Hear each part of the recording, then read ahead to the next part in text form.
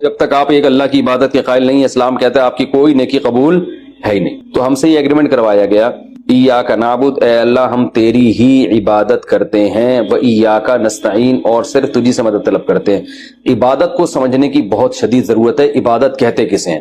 دیکھیں، ہر چیز کے نا ایک لغوی معنی ہوا کرتے ہیں ڈکشنری میں، اور ایک ٹرم ہوتی ہے اصطلاح۔ تو عبادت قرآن و حدیث میں کبھی تو ایک جو ڈکشنری میں جو معنی ہوتے ہیں نا اس کے معنی میں استعمال ہوا، کبھی ایک اصطلاحی معنی میں۔ اصطلاح اور لغت میں کیا فرق ہے میں آسان زبان میں سمجھاتا ہوں۔ جیسے ہم کہتے ہیں کہ بھائی عربی میں لفظ ہے صلوات یا صلات۔ صلات عربی میں اصل میں دعا کو کہتے ہیں، صلات۔ جیسے بلکہ اور آسان، پرے عربی میں انگلش میں کسے کہتے ہیں؟ دعا کو، لیکن پرے نماز کو بھی کہتے ہیں نا، ہی از گوئنگ ٹو پرفارم پرے کہتے ہیں نا۔ تو اب پرے کا لفظ اصل میں تھا انگلش میں دعا کے لیے، لیکن نماز میں بھی چونکہ دعا وغیرہ مانگی جاتی ہے تو نماز پہ بھی پرے کا اطلاق ہوتا ہے۔ تو اب پرے کا جو لفظ ہے ہم یہ کہیں گے کہ یہ ڈکشنری میں اس کے معنی نماز نہیں ہے، اس کے اصل معنی ہے دعا، لیکن یہ ایک ٹرم ہے جو ایک مخصوص عبادت ہے، اس کو بھی پرے کہا جاتا ہے۔ مخصوص عبادت ہے نا جو نماز کی شکل میں ہوتی ہے، اس کو بھی ہم کیا کہتے ہیں؟ پرے کہتے ہیں۔ عربی میں صلات، صلات کا عربی میں دو معنی آتے ہیں، میں صرف ایک ہی معنی اس وقت بتاؤں گا جو لغوی معنی ہے دعا۔ جیسے ہم کہتے ہیں نا صلو علی الحبیب، نہیں ہے نا، کیا مطلب؟ نبی کے لیے رحمت کی دعا کرو۔ صلاۃ والسلام جو ہے نا رحمت کی دعا کو کہا جاتا ہے۔ ان اللہ وملائکتہ یصلون علی النبی، اللہ اور اس کے فرشتے نبی پر، اللہ تو رحمت بھیجتا ہے اور فرشتے نبی پر رحمت کی دعا کرتے ہیں۔ تو یصلو صلات کس کے معنی میں آتا ہے؟ اصل میں دعا کے معنی میں آتا ہے۔ تو لیکن صلات کیونکہ ہم جب مخصوص عبادت کرتے ہیں تو اس کو بھی صلات کہتے ہیں۔ حی علی الصلاۃ ہے نا، آؤ نماز کی طرف۔ اب حی علی الصلاۃ میں کوئی بندہ گیا دعا مانگ کے واپس آ جائے اور کہ مؤذن صاحب نے تو کہا تھا دعا کی طرف آؤ، تو میں تو دعا کر کے چلا گیا، تو ہم کہیں گے بھائی یہاں صلات سے مراد یہ لغوی معنی نہیں ہے، بلکہ صلات ایک ٹرم ہے، ایک مخصوص عبادت، قیام رکوع سجدے والی عبادت کو صلات کہا جاتا ہے۔ تو ہر چیز کے ایک لغوی مطلب ہوتا ہے اور ایک اصطلاحی مطلب ہوتا ہے۔ تو جو زبان میں ماہر نہیں ہوتے وہ لغوی اور اصطلاحی معنی کو گڑبڑ کر دیتے ہیں۔ قرآن میں کہیں یہ لفظ اصطلاحی معنی میں استعمال ہوگا، کہیں لغوی معنی میں۔ جیسے اسلام، اسلام کا جو لغوی مطلب ہے اپنے آپ کو سپرد کر دینا، لیکن اسلام ٹرم میں کسے کہتے ہیں؟ ایک مخصوص مذہب کو کہتے ہیں۔ ایک مخصوص مذہب کو کیا کہا جاتا ہے؟ اسلام۔ مسلم کا لغوی مطلب کیا ہے؟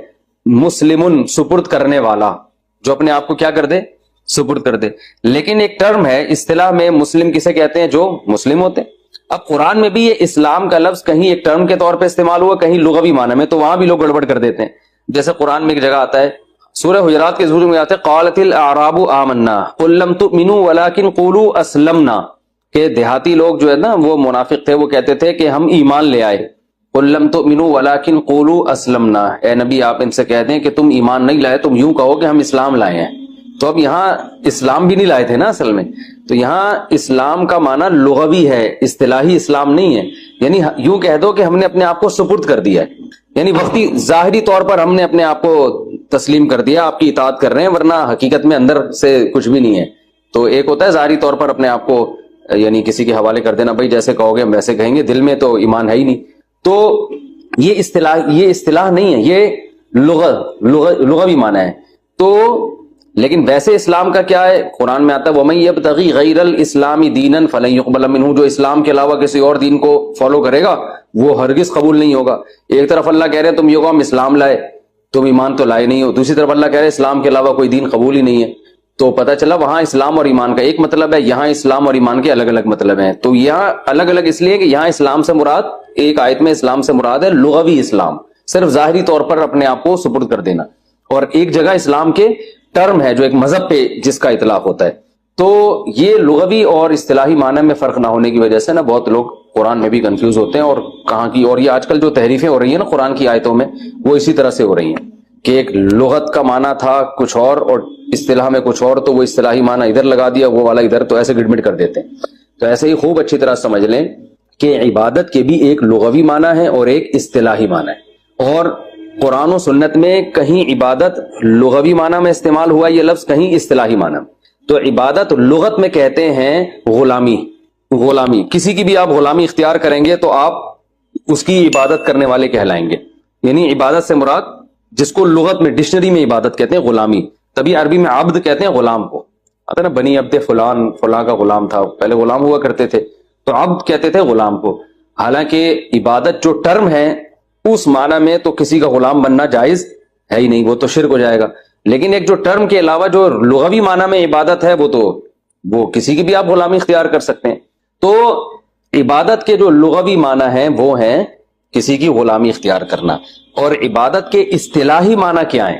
تو عبادت کی جو اصطلاحی تعریف ہے وہ پہلے عربی میں بتا دیتا ہوں، آپ بے شک اردو میں یاد کر لیے گا. العبادت عبارت عن الاعتقاد بأن للمعبود سلطة غیبیة يقدر بها على النفع والضرر بدون سبب فكل دعاء وثناء وتعظیم ينشأ من هذا الاعتقاد فهي عبادہ. مشکل ہے، اردو میں سمجھاتا ہوں کہ آپ جب کسی کے بارے میں یہ کانسیپٹ ہو، آپ کا یہ عقیدہ ہو کہ فلاں ذات، چاہے وہ کوئی بھی ہو، فلاں ذات کو یہ قدرت اور طاقت حاصل ہے کہ وہ مجھے جب چاہے فائدہ اور جب چاہے نقصان پہنچا سکتا ہے، اور فائدہ اور نقصان پہنچانے کے لیے وہ کسی ریزن کا، سبب کا محتاج نہیں ہے. لاجک نہیں چاہیے اس کو کوئی. کسی کے پاس بھی ایسی قدرت ہے تو جس کے بارے میں یہ نظریہ ہوگا کہ جس کو یہ قدرت حاصل ہے تو اس کی زبان سے یا اپنے باڈی سے اس عقیدے کے ساتھ جو تعظیم ہوگی، یہ والی تعظیم عبادت کہلائے گی. سمجھ رہے ہیں؟ مثال کے طور پر آپ اپنے ابا کے سامنے دو زانوں بیٹھے ہوئے ہیں تمیز سے، یہ تعظیم ہے نا ابو کی. جیسے ہم نماز میں بیٹھتے ہیں نا، ایسے احتیاط کی شکل میں آپ اپنے والد محترم کے سامنے ایسے تمیز سے بیٹھے ہوئے ہیں آپ، جو کہ آج کل بیٹھنا لوگوں نے چھوڑ دیا ہے، لیکن آپ اتفاق سے تمیز سے بیٹھے ہوئے ہیں.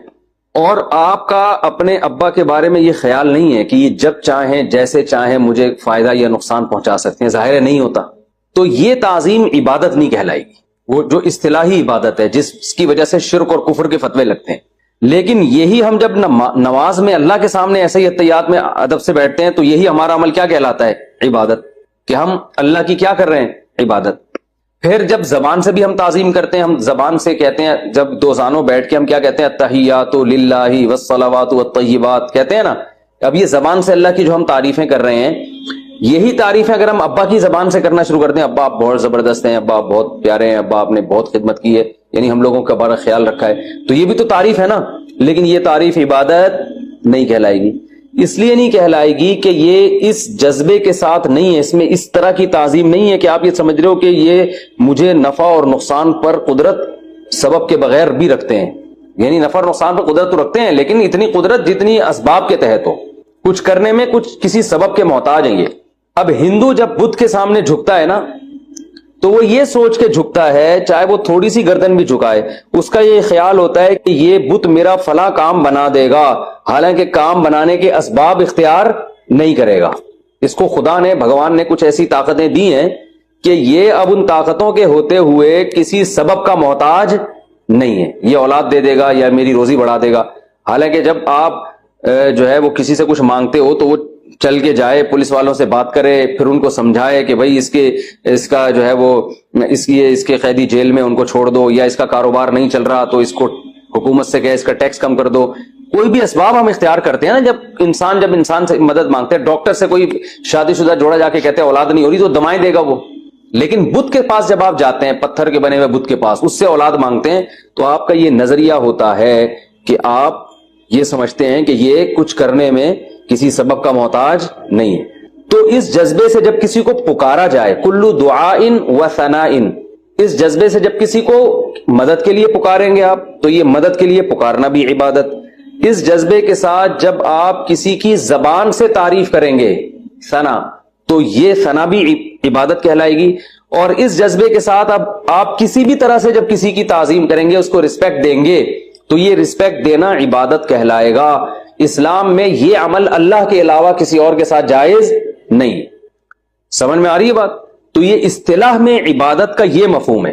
اب دیکھو، اگر کوئی رسول اللہ صلی اللہ علیہ وسلم کو مدد کے لیے پکارتا ہے کہ یا رسول اللہ آپ میری مدد کریں، تو وہ نبی کو جو پکار رہا ہے وہ اس نیت کے ساتھ کہ نبی میری مدد کریں گے بغیر کسی سبب کے. ظاہر ہے قبر میں سے اٹھ کے آنا اور کسی کے کام بنانا یہ تو کوئی سائنٹیفک لاجک تو نہیں بنتی نا اس کی.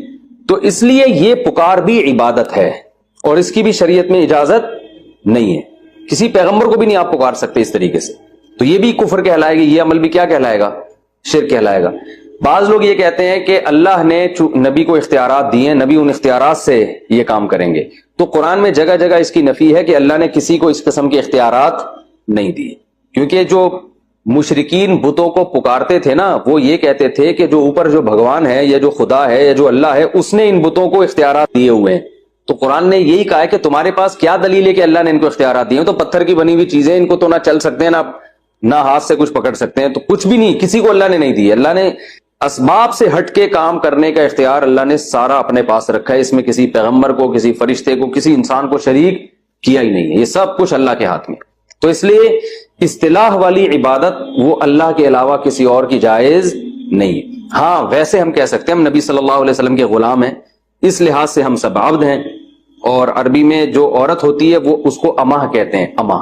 اماں کا مطلب جو باندھی ہو. جو عبد کا معنی غلام اور اماں کا معنی باندھی. تو یہ انسانوں کے بھی ہوتے ہیں. تو غلام تو کوئی بھی, ہم اپنے والدین کے غلام ہیں, کہتے ہیں نا ہم بھائی ہم جو ہے نا اپنے اساتذہ کے غلام ہیں, ہم بزرگوں کے غلام ہیں.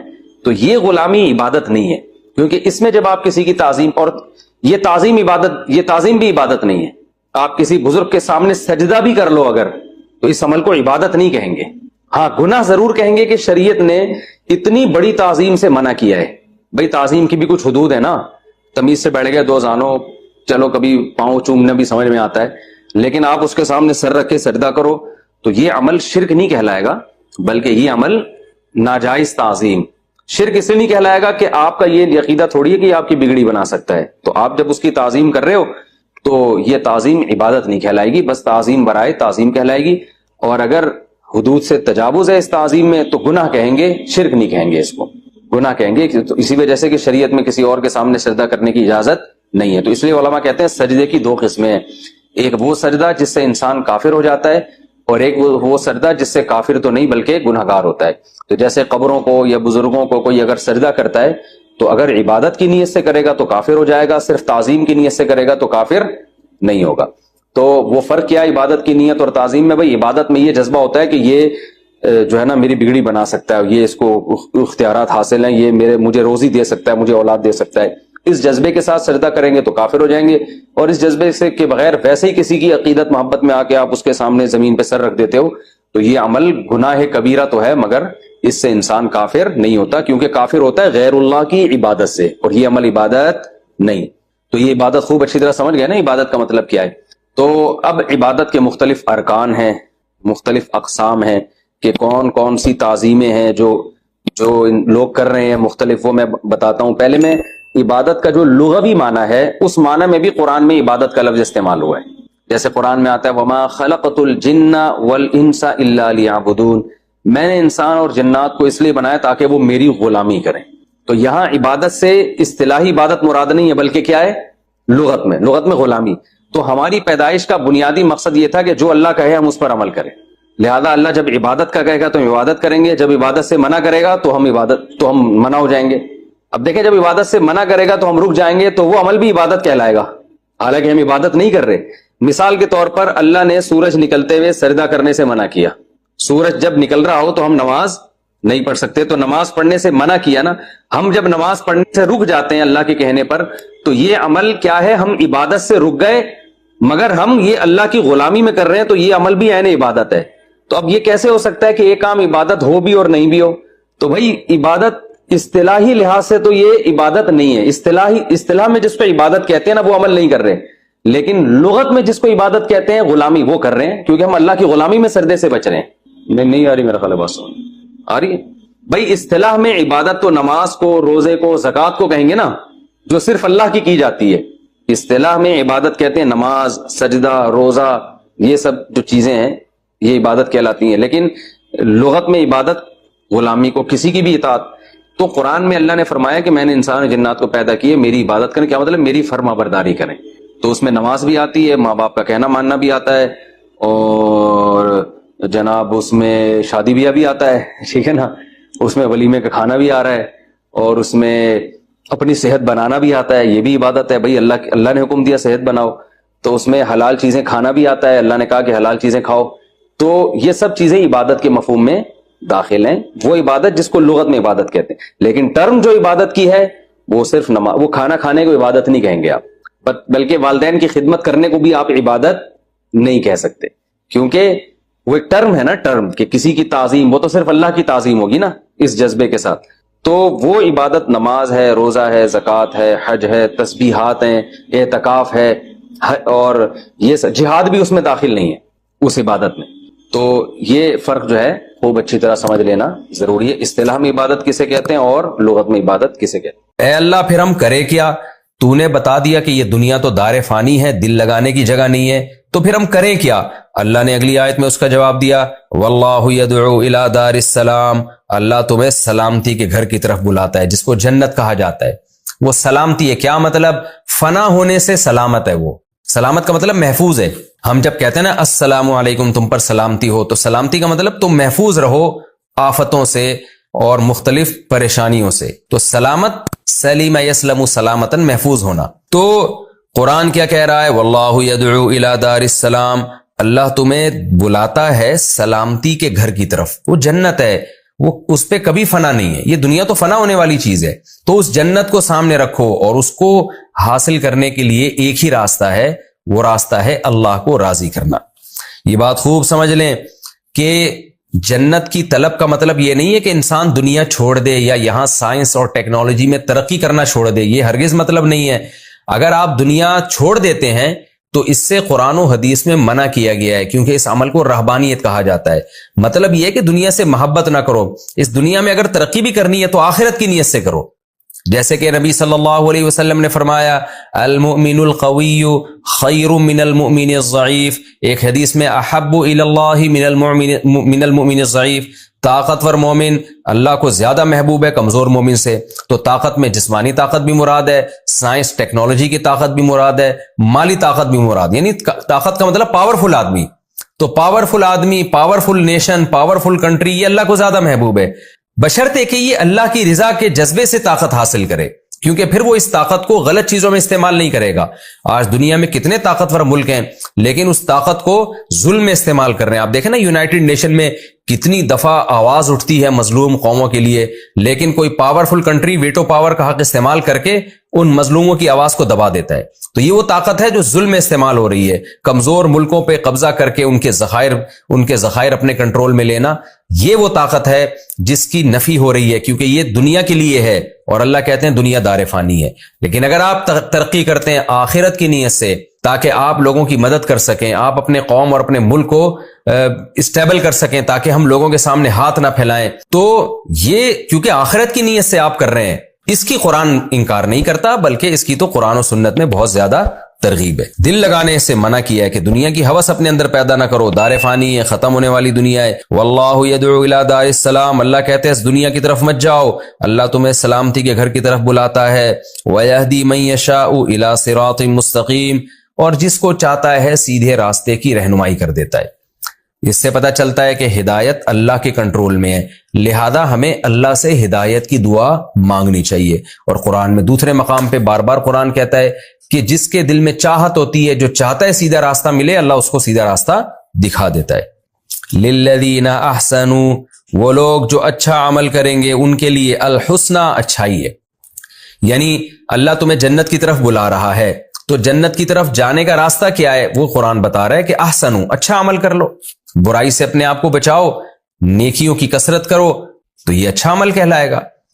ہاں یہ ایک اہم بات ہے کہ اچھائی کو خود ڈیفائن نہیں کرنا، برائی کو خود ڈیفائن نہیں کرنا، اللہ تمہیں خود قرآن و سنت میں بتا دے گا کہ اچھائی کی ڈیفینیشن کیا ہے اور برائی کی ڈیفینیشن کیا ہے، کیونکہ آج تو بہت ہی گندے پلید اعمال کو بھی لوگوں نے برائی کی فہرست سے نکال لیا ہے۔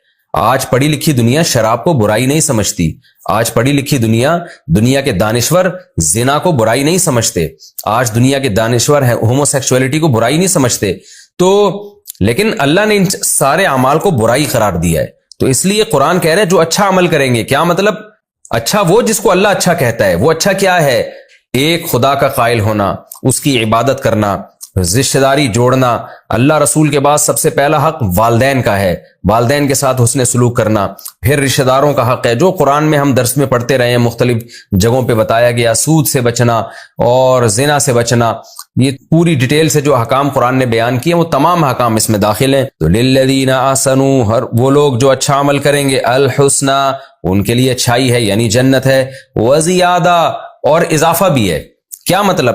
جتنا اچھا عمل کرو گے اتنا بدلہ نہیں بلکہ اضافے کے ساتھ دوں گا میں، یہ قرآن کا وعدہ ہے۔ قرآن نے دوسرے جگہ پہ کیا کہا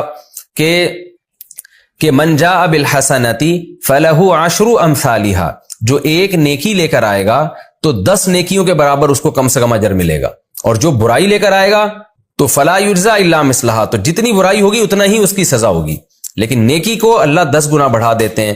یہ تو عام قاعدہ ہے اللہ تعالیٰ کا کہ نیکی کم سے کم 10 نیکیوں، ایک نیکی پہ 10 نیکیوں کا ثواب ملتا ہے۔ اس کے علاوہ حدیث میں آتا ہے کہ بعض جگہوں کی وجہ سے، بعض دفعہ اخلاص زیادہ ہونے کی وجہ سے اس میں اور اللہ تعالیٰ اضافہ کر دیتے ہیں۔ آپ رمضان میں ایک نیکی کریں گے تو 10 گنا سے زیادہ اجر ملے گا، آپ مسجد حرام میں ایک نیکی کریں گے تو 1,00,000 نیکیوں کا ثواب ملے گا آپ کو، مسجد نبوی میں ایک نیکی کریں گے 1,000 نیکیوں کا ثواب ملے گا، مسجد اقصی میں ایک نیکی کریں گے 1,000 نیکیوں کا ثواب ملے گا۔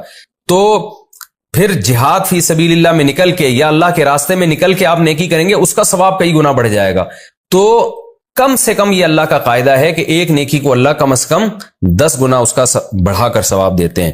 تو اللہ فرماتے ہیں للذین احسنوا، وہ لوگ جو اچھائی کریں گے، الحسنى، ان کے لیے اچھا بدلہ ہے، وزیادہ، اور اضافی دوں گا ان کو میں، ولا يرهق وجوههم قطر ولا ذلہ، اور ان کے چہروں پر سیاہی اور ذلت نہیں چھائی ہوئی ہوگی، جیسے کہ سورہ عبس میں آتا ہے وجوہ یومئذ مسفرہ، قیامت کے دن بہت سے چہرے چمک رہے ہوں گے، روشن ہوں گے، تو اچھے لوگوں کے چہرے قیامت کے دن چمک رہے ہوں گے۔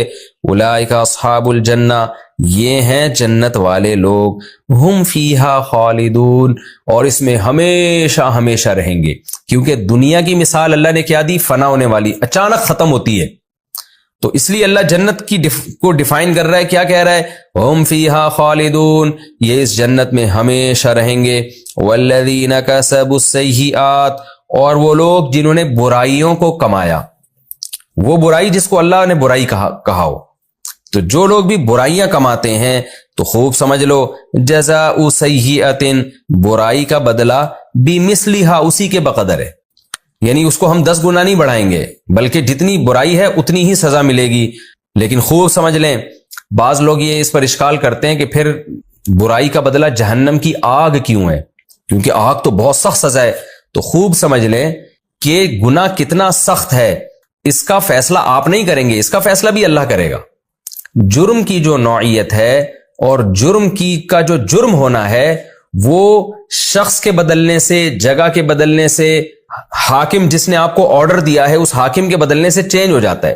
میں اس کی ایک مثال دیتا ہوں کہ آپ کے بھائی نے آپ سے کہا کہ مجھے پانی پلا دو 1 گلاس، وہ بیٹھا ہوا ہے بیچارہ، تھکا ہوا ہے، اس نے آپ سے کہا یار تم وہاں بیٹھے ہوئے ہو کولر کے قریب، تم پانی پلا دو، آپ نہیں پلا رہے، یقیناً جرم ہے، یہ غیر اخلاقی حرکت ہے کہ آپ کے بڑے بھائی نے آپ سے کہا اور آپ اس وقت کولر کے پاس بیٹھے ہوئے بھی ہیں، آپ اتنا نہیں کر سکتے کہ یار بڑے بھائی کے لیے آپ 1 گلاس پانی لا دیں۔ لیکن یہی آرڈر اگر آپ کو آپ کے والد دے رہے ہیں، آپ کے والد بیٹھے ہوئے بزرگ ہیں، بوڑھے ہیں، 70-80 سال ان کی ایج ہے، ان بیچاروں سے چلا نہیں جا رہا، وہ آپ سے کہتے ہیں، یا چلا جا رہا ہے ان سے، وہ آپ سے کہتے ہیں کہ مجھے بیٹا 1 گلاس پانی پلا دو، آپ نہیں پلا رہے۔ دیکھیں جرم تو ایک ہی ہے، پانی نہ پلانا، لیکن آرڈر دینے والے کی وجہ سے جرم کی نوعیت بدل جاتی ہے۔ پہلے بھائی نے آرڈر دیا تھا، اس کو انکار کرنا کم درجے کا جرم تھا، اب باپ آرڈر دے رہا ہے، اس کو انکار کرنا زیادہ بڑا جرم ہے۔ تو خوب سمجھ لیں، آج ایتھیس لوگ، لبرل لوگ یہ اعتراض کرتے ہیں کہ خدا نے گناہوں پر جہنم کی آگ کیوں رکھی ہے؟ جیسے کوئی انسان کسی انسان کو قتل کر دے، دنیا میں قانون کیا ہے کہ قاتل کو قتل کر دیا جائے، جو جرم کیا اس کا بدلہ مل گیا، لیکن آخرت کا قانون کیا؟ اللہ کہتے ہیں میں اس کو جہنم کی آگ میں دھکیل دوں گا، بہت عرصے تک پڑا رہے گا اس جہنم میں وہ۔ اب سوال پیدا ہوتا ہے نا کہ قتل کی سزا میں اس کو آگ میں کیوں ڈالا جا رہا ہے؟ تو غلطی یہ ہوتی ہے لبرل لوگوں سے، ایتھیس لوگوں سے، کہ وہ قتل کی حیثیت کو، وہ قتل کو ایک قتل کی حیثیت سے دیکھ رہے ہیں، وہ یہ نہیں دیکھ رہے کہ جس نے قتل کیا اس نے اپنے بنانے والے کریٹر کی نافرمانی کی ہے۔ دنیا میں اس سے بڑا جرم نہیں ہو سکتا کہ آپ جس نے آپ کو بنایا آپ اس کی نافرمانی کریں۔ یہ خدا کا آرڈر ہے نا. جیسے بھائی آرڈر کرے اس کی مخالفت کم درجے کا جرم ہے، باپ آرڈر کرے اس کی مخالفت زیادہ بڑا جرم ہے. اسی طرح یاد رکھیں کہ گورنمنٹ نے آپ کو منع کیا کسی کے قتل کرنے پر کا، آپ نے گورنمنٹ کی نافرمانی کی اور بندہ مار دیا، یہ جرم ہے. لیکن خدا جب آرڈر کر رہا ہے کہ انسانوں کو قتل مت کرو، آپ نے جب قتل کیا تو قتل ایک الگ جرم ہے. اور ایک بہت بڑی ذات جس کے آپ پر احسانات ہیں، جس نے آپ کو بنایا، جس نے آپ کو پیدا کیا، پیدا کرتے ہوئے ماں کی چھاتیوں میں دودھ پیدا کر دیا، پھر ماں باپ کی نعمت میں محبت کرنے والا ایک رشتہ دیا، پھر آسمان سے بارشیں برسائیں، اتنے احسانات کہ اس کی عظمت اور اس کے احسانات اور اس کے جلال کا تقاضا یہ ہے کہ اس کی نافرمانی چھوٹا جرم نہ ہو. تو اس لیے قاتل کو جو جہنم کی آگ میں طویل عرصے تک جلایا جائے گا تو یہ اس کی وہی بدلہ ہے جو جرم اس نے کیا ہے. یہ اس کا زیادہ بڑی سزا نہیں دی جا رہی، جتنا جرم ہے اتنی ہی سزا دی جا رہی ہے. تو اس لیے جرم کی نوعیت آرڈر دینے والے کے آرڈر سے بدل جاتی ہے. جس نے آرڈر دیا ہے اس کی حیثیت دیکھی جاتی ہے اس میں کہ خدا نے آرڈر دیا ہے. آگے ہم چلتے ہیں. والذین کسبوا السیئات، وہ لوگ جو برائیاں کرتے ہیں، جزاء سیئۃ بمثلھا، ان کی برائی کا بدلہ اسی کے بقدر دیا جائے گا. وترہقہم ذلہ، اور ان پر ذلت چھائی ہوئی ہوگی. ما لہم من اللہ من عاصم، اللہ کے عذاب سے ان کو بچانے والا کوئی نہیں ہوگا. کأنما اغشیت وجوہہم قطعا من اللیل، ایسی ذلت چھائی ہوئی ہوگی ان کے اوپر گویا کہ ان کے چہروں پر رات کے ٹکڑے، اندھیری رات کے ٹکڑے لا کے ڈال دیے گئے ہیں. یعنی ایسا سیاہ چہرے ہو رہے ہوں گے ذلت سے. یہ کنایا ہے، ایک مجاز ہے مثال سے سمجھانے کے لیے. ہم بھی اردو میں انگلش میں ایسی مثالیں استعمال کر رہے ہوتے ہیں کہ اللہ کہتے ہیں کہ گویا کہ اندھیری رات کے کالے ٹکڑے کسی نے اس کے چہرے پہ لا کے ڈال دیے. ایسا چہرہ ذلت کی وجہ سے سیاہ ہو رہا ہوگا. اولئک اصحاب النار، یہ آگ والے لوگ ہیں. ہم فیہا خالدون، اور اس آگ میں یہ ہمیشہ رہیں گے. ویوم نحشرہم جمیعا، اور جس دن ہم ان کو جمع کریں گے. ثم نقول للذین اشرکوا، پھر ہم مشرک لوگوں سے کہیں گے مکانکم انتم، ٹھہرو ذرا تم بھی، وشرکاؤکم، اور تمہارے شرکا بھی. مشرکین کیا کرتے تھے؟ یہ ساری آیتیں جو تو ابراہیم علیہ السلام بھی ان کو دین دے کر گئے تھے، اسماعیل علیہ السلام بھی دے کر گئے تھے، تو ابراہیم اور اسماعیل علیہ السلام کا دین وہ مانتے تھے. ساری گڑبڑ آ کے کیا کر دیتے کہ بھئی ہم اگر گناہ کر بھی لیں تو ہمارے یہ جو معبود ہیں نا جن کو ہم پوج رہے ہیں یہ بچا لیں گے ہمیں، ہم نے ان کی عبادت اس لیے کر رہے ہیں کہ یہ اللہ کے نیک بندے ہیں، یہ زبردستی ہمیں بخشوا دیں گے. تو ساری موٹیویشن جو عمل کی جنت اور جہنم کے ذریعے تھی وہ یہاں آ کے زیرو ہو جاتی تھی. آج بھی ایسا ہوتا ہے نا. آج لوگ کیا کرتے ہیں؟ چند چیزوں کو پکڑ کے بیٹھ گئے ہیں. مسلمانوں میں ٹھیک ہے ہم مانتے ہیں کہ جو میں ان کی بات کر رہا ہوں جو مشرک نہیں ہے، تو ظاہر ہے مسلم تو وہی ہوگا نا جو مشرک نہیں. جو مشرکین ہیں وہ تو آج بھی یہی کہ ہمارے پیر صاحب ہمیں بخشوا دیں گے اور یہ فلاں بابے ہمیں بخشوا دیں گے. لیکن آج بدعملی جو اہل اسلام میں ہے، جو توحید پرستوں میں، ان میں کیا ہے؟ انہوں نے چند احادیث کا سہارا لے کے بدعمالیوں کا دروازہ کھول دیا ہے. مثال کے طور پر حدیث میں آتا ہے کہ رمضان میں سب کی بخشش ہو جاتی ہے، لیلۃ القدر میں اتنے لوگ بخشے جاتے ہیں. تو اب لوگ کیا کر رہے ہیں کہ لیلۃ القدر میں عبادت کر لو اور اس کے بعد پھر نہ بہن کو وراثت دینے کی ضرورت ہے، نہ فحش فلمیں چھوڑنے کی ضرورت ہے، نہ زنا چھوڑنے کی ضرورت ہے، نہ جو ہے اپنے چھوٹے یتیم بھائی کو وراثت دینے کی ضرورت ہے. ساری بدماشیاں ان کی چلتی رہتی ہیں، لیکن وہ چند حدیثوں کا سہارا لیا ہوا ہے کہ جی ہم حج کرنے جائیں گے تو سارے گناہ معاف ہو جائیں گے، عمرہ کریں گے تو اگلے پچھلے سارے معاف ہو جائیں گے. تو یہ خوب سمجھ لیں کہ جیسے مشرکین اس زعم باطل میں مبتلا تھے کہ ہمارے مشرکین معبود جو ہیں یہ ہمیں بخشوا دیں گے، تو ایسے ہی آج مسلمان لیلۃ القدر پہ اعتماد کر کے بیٹھ گیا. آپ نے وہ حدیثیں تو سنی ہیں جن میں آتا ہے کہ رمضان کے روزے سے اگلے پچھلے گناہ معاف ہوتے ہیں. دوسری طرف وہ حدیثیں بھی تو ہیں رب صائم لیس لہ من الصیام الا الجوع. آپ نے فرمایا کہ بہت سے روزے دار ایسے ہیں جن کو روزے میں بھوک اور پیاس کے سوا کچھ بھی حاصل نہیں ہوتا. یہ کون لوگ ہیں؟ دوسری حدیثوں میں آتا ہے جو روزہ رکھ کے غیبت نہیں چھوڑتے، برائیاں کر رہے ہوتے ہیں لوگوں کی بیٹھ کے. اسی طرح حدیث میں آتا ہے بہت سے شب بیدار، راتوں کی عبادت کرنے والے تہجد گزار ایسے ہیں جن کو رات میں جاگنے کے سوا کچھ بھی نہیں ملتا. یہ کون لوگ ہیں جو رات کو عبادت کرتے ہیں اور دن میں پھر وہی گناہ کر رہے ہوتے ہیں بیٹھ کے؟ تو اس لیے تمام حدیثوں کو سامنے رکھ کے فیصلہ کیا جاتا ہے. تو ٹھیک ہے لیلۃ القدر کی اپنی فضیلت، حج کی اپنی فضیلت، لیکن اس کا یہ مطلب نہیں ہے کہ آپ کے لیے گناہ کی اجازت ہو گئی، آپ کے لیے گناہ الاؤڈ ہو گیا. ایسا نہیں ہے. گناہ آپ کو چھوڑنا پڑے گا اور گناہوں کی سزا اللہ نے رکھی ہے. کبیرہ گناہ توبہ کے بغیر معاف نہیں ہوتے، یہ اللہ کا قاعدہ ہے.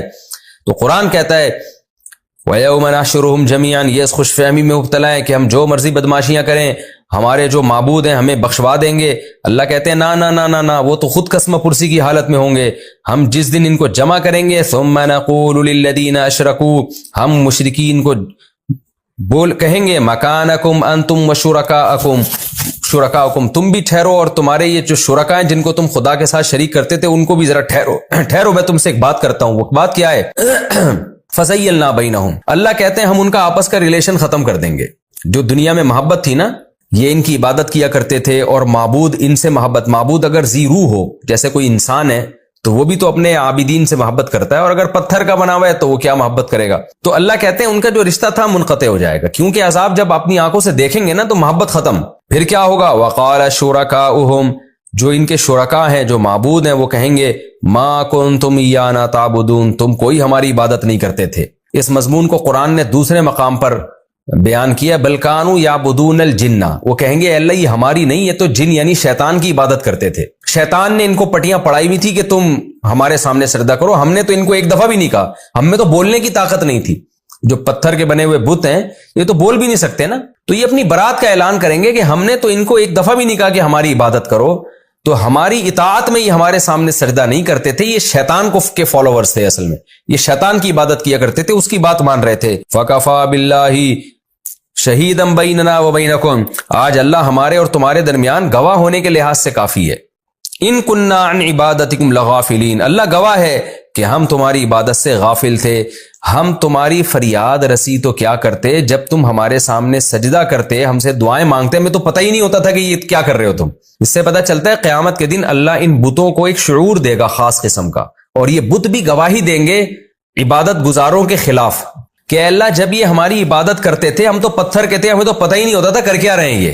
تو یعنی برات یعنی قرآن یہ کہنا چاہ رہا ہے کہ جو عبادت کرنے والا ہے وہ اس خوش فہمی میں ہے کہ میرا معبود قیامت کے دن مجھے بچائے گا، اور اللہ سے کہے گا کہ اللہ دیکھ یہ ان لوگوں نے میرے سامنے اتنے سجدے کیے ہیں، تو مجھے اتنا پروٹوکول دیا، مجھے اتنی عزت دی، میرے چڑھاوے چڑھائے، انہوں نے میرے سامنے ہاتھ اٹھا کے دعائیں مانگتے تھے، میرے سامنے سر جھکا کے بیٹھے رہتے تھے، تو انہوں نے اللہ ہم سے اتنی محبت کی ہے، تو اور ہم تیرے نیک بندوں کی مورتیاں ہیں، تو اللہ تو اس محبت کی وجہ سے ہم تجھ سے سفارش کر رہے ہیں ان کو بچا لے. مشرک کا یہ عقیدہ ہے. لیکن قرآن کہہ رہے ہیں یہ سفارش تو دور کی بات، یہ کہیں گے کہ اللہ میں تو پتہ ہی نہیں تھا کہ ہمارے سامنے سجدہ کرتے تھے، اور ہم نے تو یہ تو شیطان نے ان کو پٹیاں پڑھائی ہوئی تھیں، تو ہمارا ان سے کوئی تعلق نہیں ہے. ایسے دستبرداری کا اعلان کر دیں گے. اللہ فرماتے ہیں ہنالک تبلو کل نفس ما اسلفت، اس دن جان لے گا ہر نفس جو اس نے عمل پیچھے وہ چھوڑ کر آیا ہے، جو عمل چھوڑ کر آیا نا، جو شرک کر کے آیا ہے اس کی حقیقت پہچان لے گا. وردوا الی اللہ، اور لوٹا دیے جائیں گے لوگ اللہ کی طرف. مولاہم الحق، جو ان کا حق برحق مولا ہے. یہ بت ان کے برحق مولا نہیں ہے، یہ ان کے جعلی مولا ہیں. جو برحق مولا ہے وہ اللہ ہے، اس حقیقی مالک کی طرف ان کو لوٹایا جائے گا. وَضَلَّ عَنْهُمْ مَا كَانُوا يَفْتَرُونَ، اور مشرکین جو جھوٹ گڑھا کرتے تھے، افترا کیا کرتے تھے، وہ سارا جھوٹ ان سے غائب ہو جائے گا. تو کیسی قسم پرسی کی حالت ہوگی. اس لیے اللہ توحید کی دعوت دیتا ہے کہ ایمان لاؤ کہ اس کائنات کا بنانے والا کوئی ہے، اور دوسرا ایمان یہ لے کر آؤ کہ وہ اکیلا ہے، اس کے ساتھ کسی کو تم نے شریک نہیں کرنا. یہ ہماری سورہ یونس کا رکوع الحمدللہ کمپلیٹ ہوا. اس میں جو مختلف علمی نکات ہیں میں مختصراً بیان کر دیتا ہوں. پہلی بات تو ہمیں یہ پتہ چلی، اللہ نے قرآن میں کہا کہ جب انسان کو مصیبت کے بعد کوئی خوشی پہنچتی ہے تو وہ بھول جاتا ہے اللہ کو. تو ہمیں ایسا نہیں کرنا چاہیے. ہمیں جیسے غم میں اللہ یاد آتا ہے، غم جانے کے بعد بھی ہمیں اللہ کو یاد رکھنا چاہیے. اصل تو انسان کی آزمائش یہ ہوتی ہے کہ خوشی میں اللہ کو کتنا یاد رکھتا ہے. تو اس آیت سے ہی پتہ چلتا ہے نیک لوگ، شکر گزار لوگ دولت میں، ثروت میں، خوشیوں میں خدا سے غافل نہیں ہوتے. تبھی قرآن کہتا ہے نا کہ ہمارے جو نیک بندے ہیں ان کو تجارت اور خرید و فروخت جماعت کی نماز سے غافل نہیں کرتی. سورہ نور میں کیوں؟ بازار میں جب آپ خریداری کر رہے ہوتے ہیں بڑا دل لگ رہا ہوتا ہے، اس وقت اللہ اکبر کی اذان کی آواز آئے مسجد سے اور جماعت کھڑی ہو، بڑا مشکل ہوتا ہے جماعت اپنی دکان بند کر کے یا خریداری چھوڑ کے نماز کی طرف جانا. لیکن قرآن کیا کہتا ہے؟ دنیا کی رنگینیاں ہمارے نیک بندوں کو ہماری نماز سے غافل نہیں کرتی. میں نے بہت سے لوگ دیکھے ہیں جب غریب تھے، دیندار تھے، جب دولت آئی تو نماز بھی گئی، اور عورت تھی تو پردہ بھی گیا. اور تلاوت بھی گئی، سارا سب کچھ گیا، عیش و عشرت میں لگ گئے۔ تو اس آیت کا حاصل کیا ہے جو اس رکوع کی پہلی آیت ہے کہ عزت دار غیرت مند آدمی جہاں غموں میں اللہ کو یاد کرتا ہے، خوشیوں میں بھی اللہ کو یاد کرتا ہے۔ اسی مضمون کو حدیث میں یوں بیان کیا گیا، آپ صلی اللہ علیہ وسلم نے فرمایا کہ تم خوشیوں میں اللہ کو یاد رکھو، یعرف کا فی الشدہ، اللہ تمہیں پریشانی میں اللہ تمہیں یاد رکھے گا۔ خوشیوں میں تم اللہ کو مت بھولو، تو جب پریشانی آئیں گی تو اللہ تمہیں نہیں چھوڑے گا، اللہ تمہیں یاد رکھے گا، یعنی ان پریشانیوں سے تمہیں نکالے گا۔ دوسرا ہمیں کیا پتہ چلا، یہ جو اگلی آیت ہے کہ جب سمندری طوفان ان کو گھیر لیتا ہے یہ اللہ کو یاد رکھتے ہیں، اور جب طوفان سے بچتے ہیں تو پھر یہ بھول جاتے ہیں اور پھر سرکشی پہ آ جاتے ہیں۔